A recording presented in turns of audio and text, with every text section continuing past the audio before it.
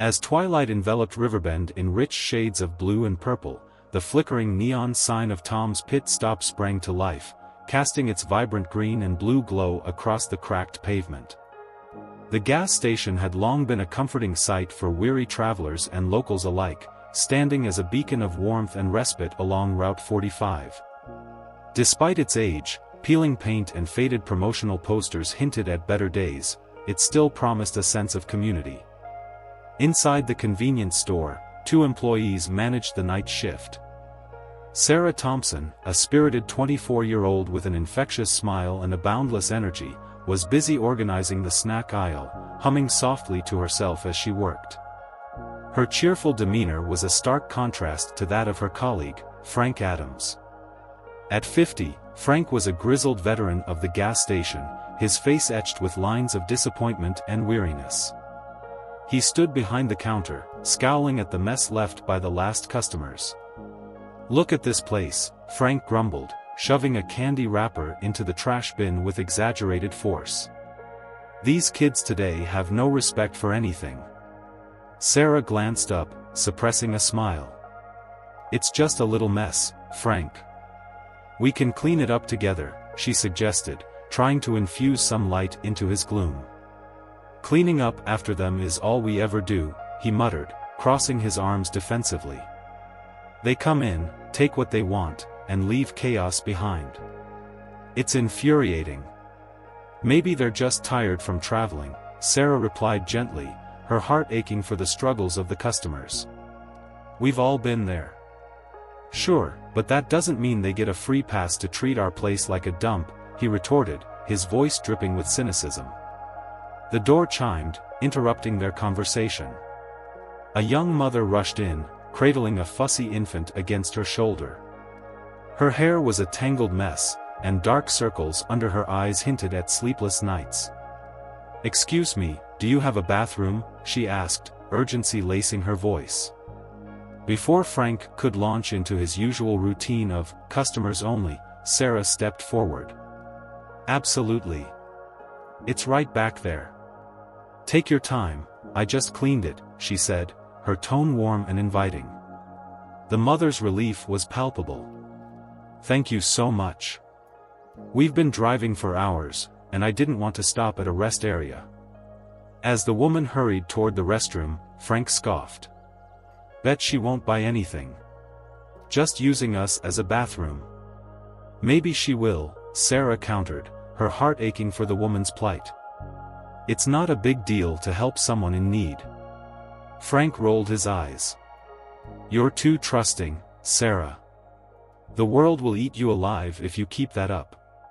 Later that evening, a battered sedan rolled into the parking lot, its engine sputtering like an old man wheezing for breath. The car's paint was chipped, and the tires looked as if they had seen too many miles. "Here comes trouble," Frank muttered, eyeing the vehicle suspiciously. A man emerged from the vehicle, wearing clothes that were worn but clean. He walked toward the entrance with an air of hesitation, his eyes scanning the dimly lit store. "Excuse me," he said, his voice steady despite the desperation in his eyes. "I'm in a bit of a bind. I lost my wallet somewhere along the way. I just need enough gas to reach my sister's house. She's in the hospital." Frank's immediate reaction was dismissive. "Yeah, right. No wallet, no gas. Simple as that," he replied, crossing his arms tightly. But Sarah noticed the trembling in the man's hands and the genuine worry etched on his face. "I understand," he said softly, beginning to turn back toward the door, his shoulders slumped in resignation. "Wait!" Sarah called out, her heart racing. She reached into her pocket and pulled out a few crumpled bills, her pulse quickening at the thought of helping a stranger.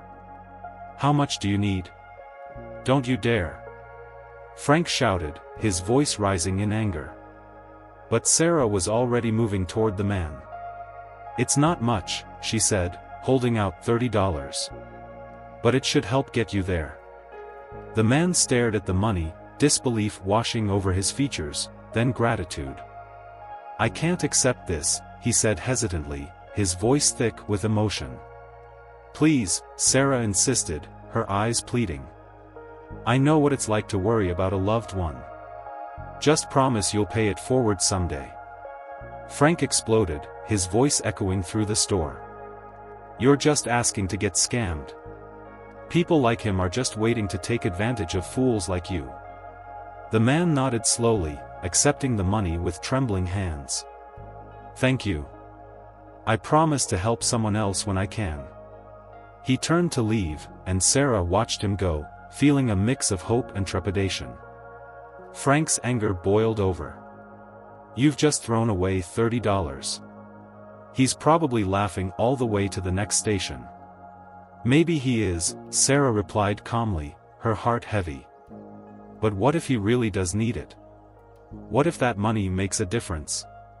Frank slammed his hand on the counter, causing items to rattle. You want to know what the real problem is?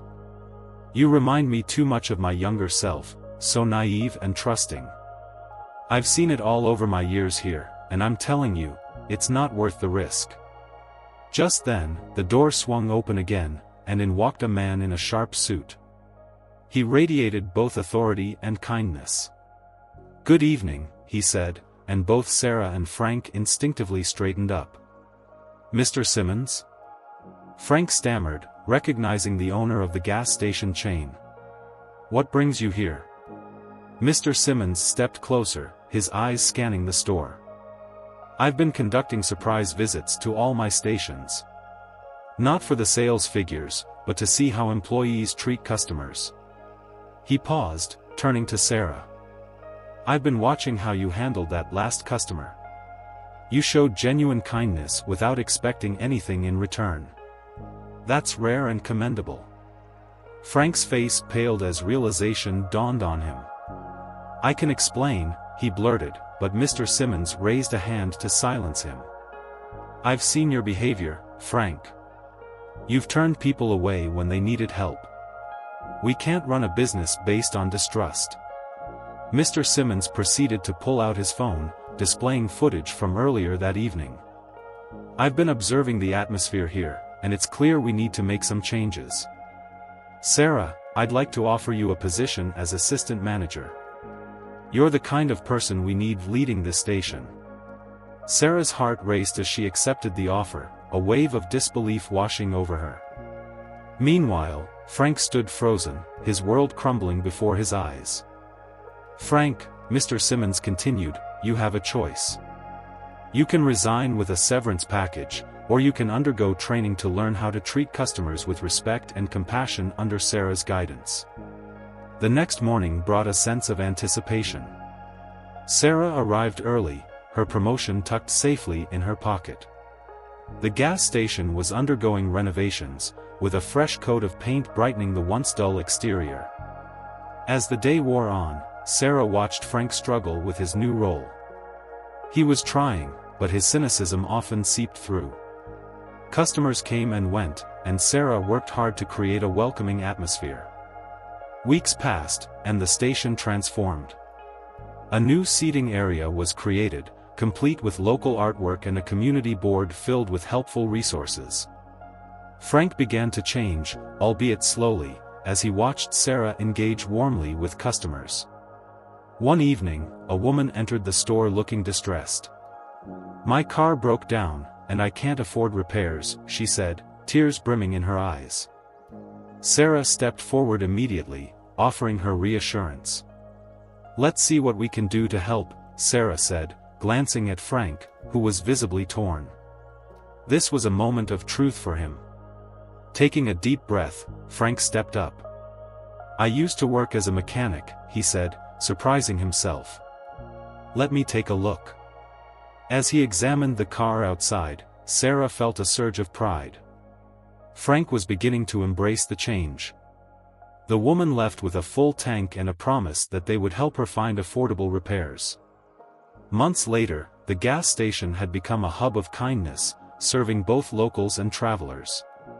Mr. Simmons visited frequently, pleased to see the positive transformation. One day, he remarked to Sarah, "You've created a place where people feel valued. It's more than just a gas station now, it's a community." As the sun set, casting a warm glow over the building, Sarah and Frank locked up for the night. They exchanged a knowing glance, both understanding that their journey had led them to a better place, not just for themselves, but for everyone who walked through the doors of Tom's Pit Stop. Together, they had learned that sometimes, taking a chance on kindness could create ripples of change, not just in a business, but in the hearts of everyone it touched. The journey was not just about fuel for vehicles, but fuel for the spirit, a reminder that compassion could light the darkest roads. And in that small gas station, the bond between two very different people began to heal, transforming them both into beacons of hope for all who passed their way.